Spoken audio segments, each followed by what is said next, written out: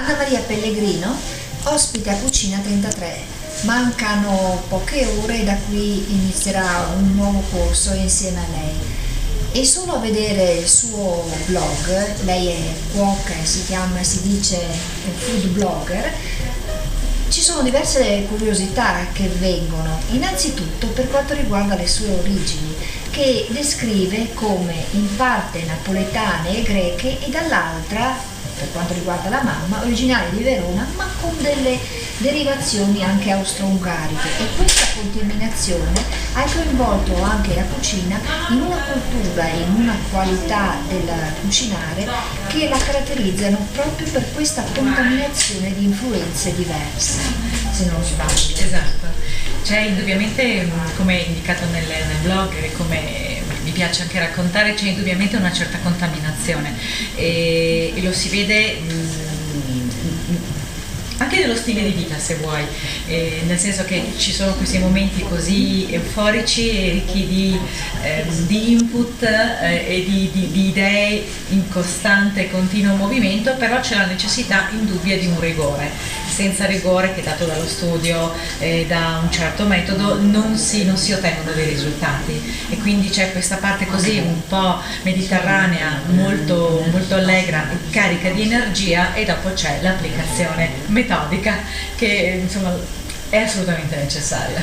Ecco, anche un altro aspetto che è molto interessante è il fatto che c'è un'attenzione da parte di Anna Maria di quello che è la qualità degli ingredienti che vengono impiegati nella sua cucina, di quella che è la qualità dei prodotti, e soprattutto un'attenzione particolare ad alcuni proprio prodotti che sono italiani ma che sono quasi quasi in via di estinzione, e queste sono le caratteristiche che proprio sono alla base, diciamo, di una filosofia anche legata alla sua cucina, se non sbaglio. Sì, è assolutamente importante. Se è vero che siamo quello che mangiamo, è vero che dobbiamo anche conoscere quello che stiamo mangiando, per cui purtroppo il famoso logorio della vita moderna molto spesso ci impedisce di fare una ricerca più approfondita.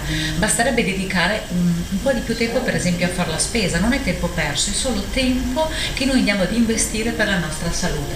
Quindi leggere le etichette, per esempio, e comprendere che magari certi semilavorati sono in realtà dei prodotti che contengono tanti ingredienti che magari non ci possono far bene e non ci fanno risparmiare tempo, ma ne potremmo recuperare con altri tipi di attività che potremmo fare a casa.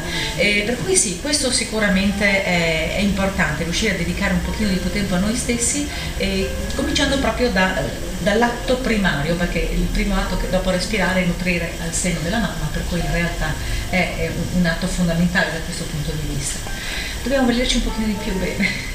Ecco, adesso in particolare io so che hai in mente adesso un progetto che già, a dire la verità, da un anno che state curando, è molto particolare, se ce ne vuoi parlare. Sì, è una ricerca in realtà. Abbiamo progetto con il professor Gasparini, Danilo Gasparino, uno storico dell'alimentazione.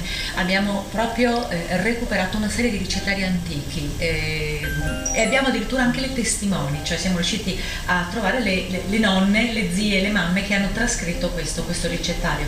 La cucina era una caratteristica, è predominanza maschile, i libri li scrivevano i cuochi. Nel momento in cui le donne hanno cominciato ad imparare a leggere e a scrivere, hanno cominciato a redigere una serie di ricettari domestici, familiari, e questo tesoro che deve essere tramandato, e che a noi piace raccontarlo alla trasmissione Geo e poi raccontarlo nelle pagine del mio blog con la ripresa di queste ricette antiche che in realtà rappresentano storie di momenti di incontro, di tavole elegantemente vestite, di condivisione allegra come avveniva nelle famiglie. E allora ti seguiamo lì. Certo che sì.